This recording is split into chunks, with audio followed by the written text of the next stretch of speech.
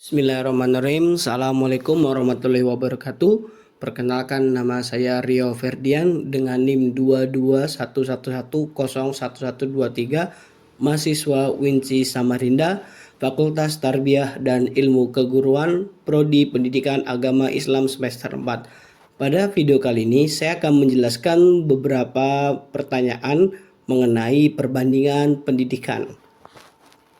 Baiklah, kita akan menuju ke pertanyaan pertama. Sejarah, tokoh-tokoh, dan perkembangan ilmu perbandingan pendidikan. Perbandingan pendidikan atau bisa disebut comparative education adalah bidang studi yang mempelajari sistem pendidikan di berbagai negara atau kawasan dengan tujuan untuk memahami perbedaan dan persamaan di antara mereka. Tujuan utamanya adalah untuk mengidentifikasi kekuatan dan kelemahan dari masing-masing sistem pendidikan sehingga digunakan sebagai bahan pertimbangan dalam mengembangkan kebijakan dan praktik pendidikan di berbagai negara. Itu salah satu tujuan dari perbandingan pendidikan ya teman-teman. Perkembangan perbandingan pendidikan juga telah dimulai sejak abad ke-19 ketika terjadi peningkatan minat terhadap pemahaman sistem pendidikan di negara lain. Beberapa tokoh yang berperan penting dalam pengembangan perbandingan pendidikan antara lain: satu, ada Marc Antoine Julian 1775 hingga 1846, seorang pendidik Prancis yang dianggap sebagai bapak perbandingan pendidikan modern. Ia menerbitkan buku Outline of Primary View of a Work on Comparative Education, yang artinya sketsa dan pandangan awal tentang karya perbandingan pendidikan pada tahun 1817, yang menjadi tonggak sejarah dalam perbandingan pendidikan. Dan juga Marc Antoine Julian adalah salah satu bapak pendidikan atau yang mencetuskan perbandingan pendidikan pada saat itu.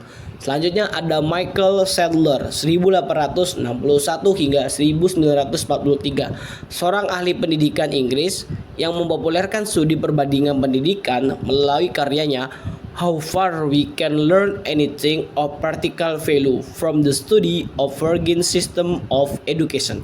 Seberapa jauh kita dapat mempelajari sesuatu yang bermanfaat secara praktis dari studi sistem pendidikan asing pada tahun 1900. Selanjutnya ada Nicholas Hans tahun 1888 hingga 1969, seorang ahli perbandingan pendidikan dari Jerman yang menerbitkan buku Comparative Education, A Study of Educational Factor and Tradition, atau yang dapat diartikan perbandingan pendidikan, sebuah studi tentang faktor-faktor dan tradisi pendidikan pada tahun 1949, yang menjadi salah satu karya penting dalam bidang perbandingan pendidikan.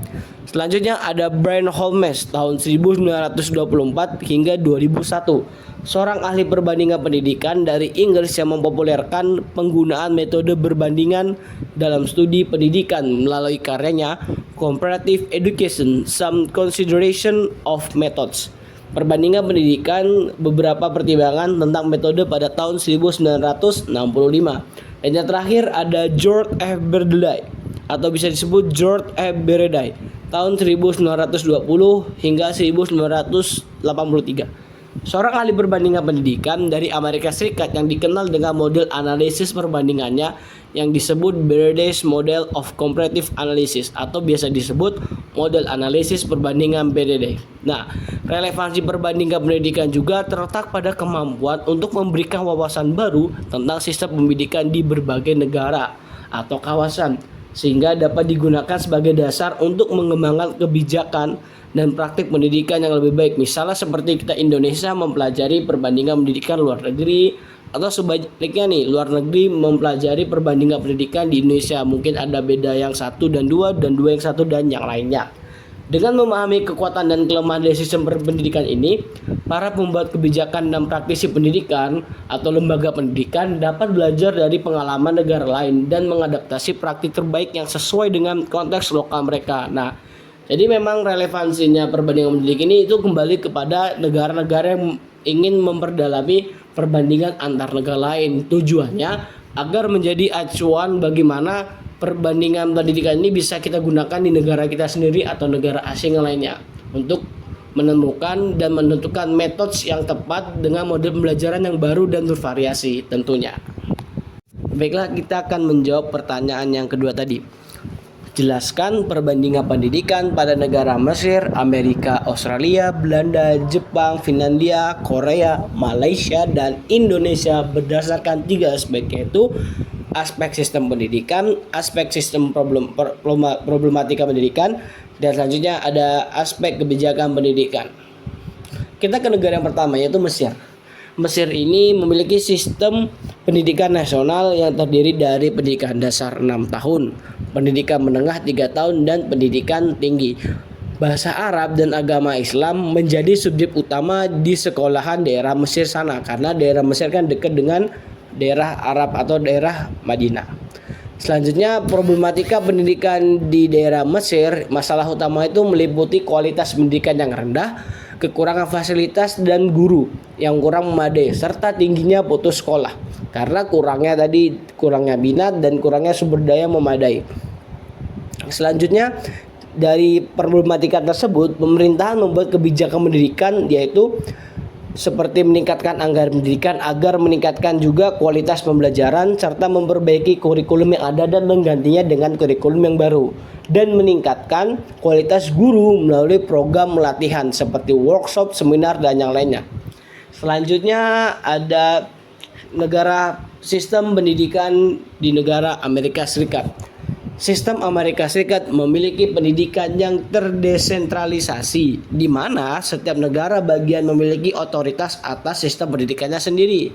Seperti misalnya kalau di Indonesia kan ketika kurikulum ditempatkan satu kurikulum, contoh yang sekarang ini kurikulum nasional, semua wilayah di Indonesia wajib menggunakan kurikulum nasional tersebut. Misalnya mau pakai kurikulum Sunda, it's okay, boleh mungkin dengan beberapa ketentuan. Nah, kalau di Amerika, setiap daerah itu memiliki caranya sendiri atau kurikulumnya sendiri. Nggak mesti mereka harus misalnya satu daerah sama semuanya gini, tidak. Mereka bisa bervariasi dan variatif tergantung kebijakan pemerintahnya.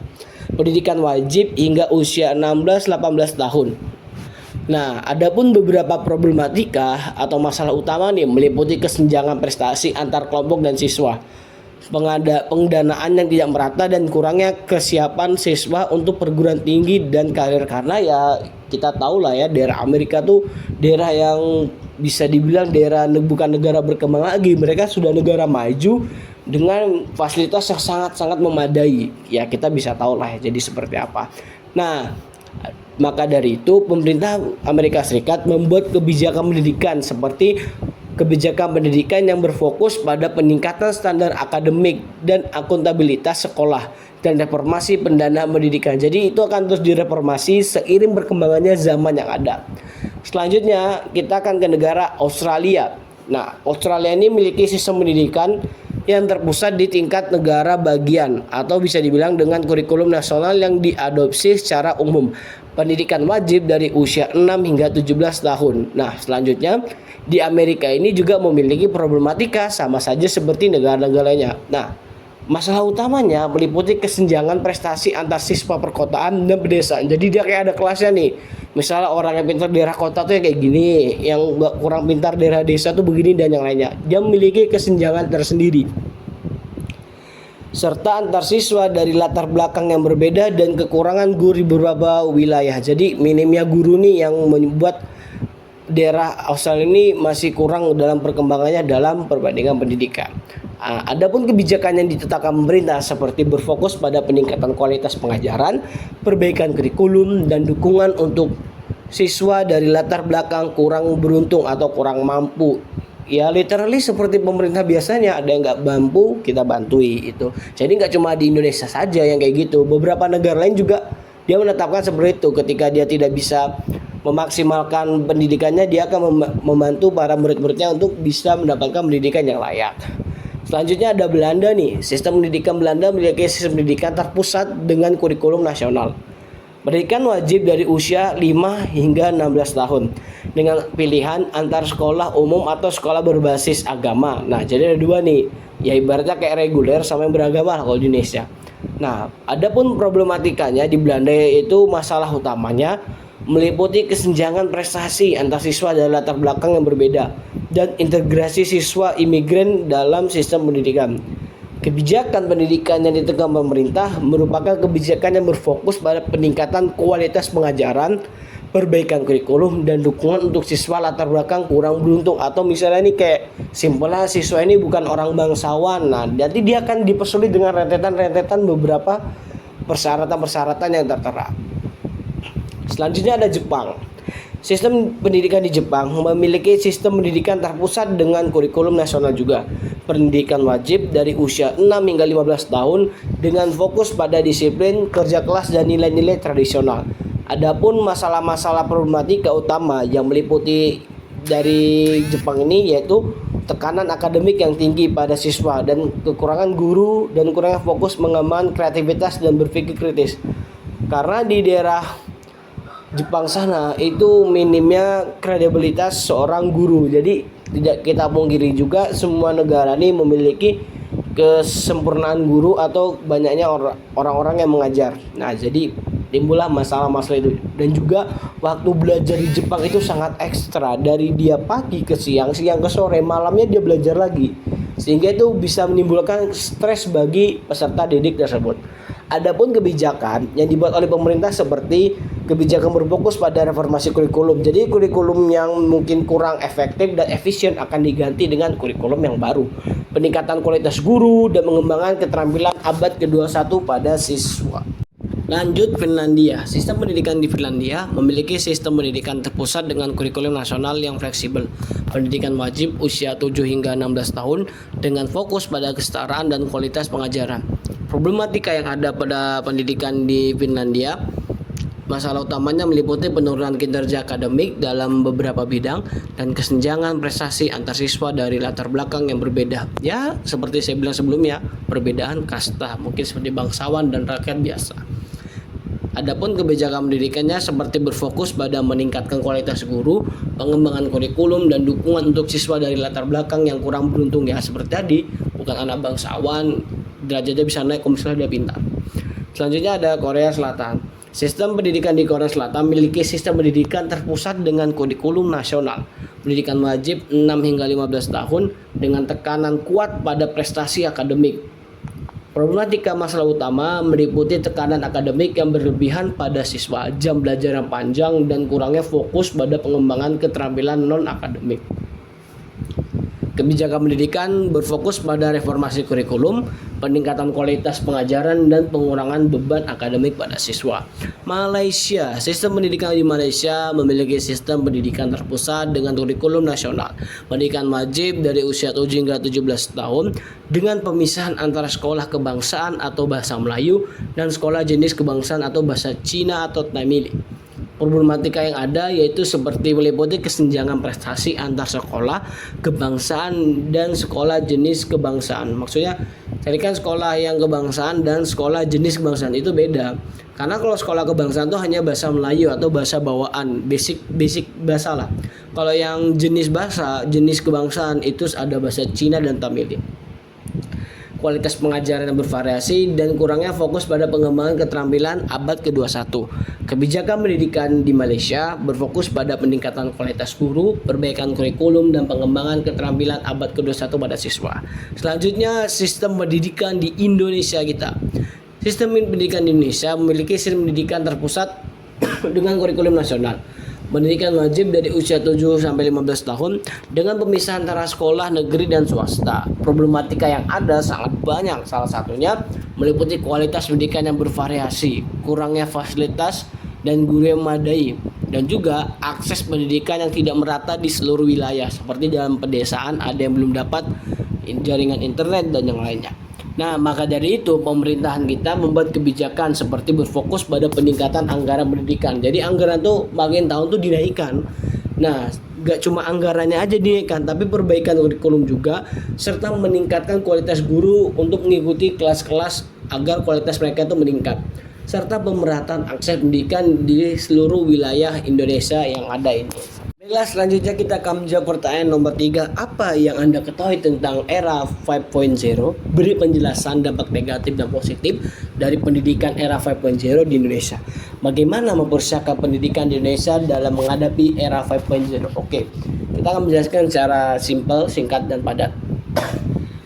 Era 5.0 atau Society 5.0 adalah konsep masyarakat masa depan atau futuristik yang diperkenalkan oleh pemerintahan Jepang. Konsep ini menekan pada masyarakat yang berpusat pada manusia atau human-centered dan berbasis teknologi untuk mengatasi berbagai tantangan sosial. Istilah Society 5.0 mengacu pada gagasan masyarakat yang maju secara teknologi dan berpusat pada manusia. Saat Society 5.0 berlangsung, robot dan AI atau Artificial Intelligence berbasis big data akan digunakan untuk menggantikan atau menambah tenaga manusia nih. Jadi manusia tenaganya agak dikurangi dikit karena ada dibantu dengan teknologi yang memadai dan AI. Teknologi era masyarakat 5.0 telah memunculkan nilai baru yang akan menghilangkan kesenjangan ras dan etnis serta yang didasarkan pada usia, jenis kelamin, dan bahasa, dan akan menawarkan barang dan jasa yang disesuaikan untuk memenuhi kebutuhan berbagai individu serta kebutuhan sejumlah besar orang. Nah, dari Society 5.0 ini memiliki dampak positif dan negatif di dunia pendidikan di Indonesia. Dampak positif era 5.0 pada pendidikan Indonesia: yang pertama, peningkatan akses pendidikan melalui pembelajaran online dan teknologi digital seperti kita zaman Covid kemarin, daring. Selanjutnya ada pembelajaran lebih personalisasi dan disesuaikan dengan kemampuan serta minat siswa. Jadi kita sebagai guru tuh bisa meningkatkan minat belajar peserta didik dengan memberikan model-model pembelajaran yang beredukasi dan efektif dan yang asik. Selanjutnya ada peningkatan kolaborasi dan interaksi antar guru, siswa, dan sumber belajar melalui teknologi. Selanjutnya dampak negatif dari era 5.0 pada pendidikan Indonesia. 1. Kesenjangan akses teknologi dan internet di daerah terpencil dan pedesaan. Tidak semua orang punya internet. Nah, maka dari itu inilah menjadi salah satu dampak negatif era 5.0. Selanjutnya ada tantangan dalam mengintegrasikan teknologi ke dalam proses pembelajaran secara efektif, karena tidak kita pungkiri juga nggak bisa dong langsung ada materi datang langsung diajarkan. Kita sebagai mengajarkan atau sebagai guru, kita harus mencari bagaimana menggunakan teknologi ini dengan baik dan benar dan melakukan proses pembelajaran efektif. Yang terakhir, kebutuhan investasi besar dalam infrastruktur teknologi dan pelatihan guru atau tenaga pendidik. Maksudnya itu seperti anggaran biaya itu sangat besar untuk memajukan digitalisasi di era Society 4.0. Seperti itu ya teman-teman. Selanjutnya apa nih persiapan kita sebagai calon-calon guru atau pendidikan di Indonesia menghadapi era 4.0? Yang pertama, penyediaan infrastruktur teknologi dan akses internet yang memadai di seluruh wilayah di Indonesia. Dimanapun itu kita akan mengusahakan bisa dapat menggunakan teknologi dan internet. Selanjutnya ada pelatihan dan peningkatan kompetensi guru atau tenaga pendidik dalam mengintegrasikan teknologi dalam pembelajaran. Jadi nggak semata-mata guru tuh dikasih materi langsung belajar, tidak. Kamu harus ikut pelatihan biar kamu tahu bagaimana memaksimalkan teknologi yang baik dan benar. Selanjutnya ada pengembangan kurikulum dan metode pembelajaran yang selaras dengan era 5.0 termasuk keterampilan abad 21. Nah, jadi keterampilan abad 21 ini akan diintegrasikan dengan Society 5.0 dengan teknologi dan AI yang memadai pada saat ini. Peran pengembangan ilmu pengetahuan dan teknologi atau IPTEK dan keadaan dunialah yang menjadi penentu Society 5.0 dan telah memberikan dampak yang signifikan terhadap sistem pendidikan nasional di Indonesia. Jadi memang pada dasarnya Society 5.0 ini ditujukannya untuk memajukan digitalisasi mengenai penggunaan teknologi dan berbasis AI. Mungkin sekian yang bisa saya sampaikan, kurang dan lebihnya mohon dimaafkan. Wabillahi taufiq wal hidayah, wal muwaffiq ila aqwamit thoriq. Wassalamualaikum warahmatullahi wabarakatuh.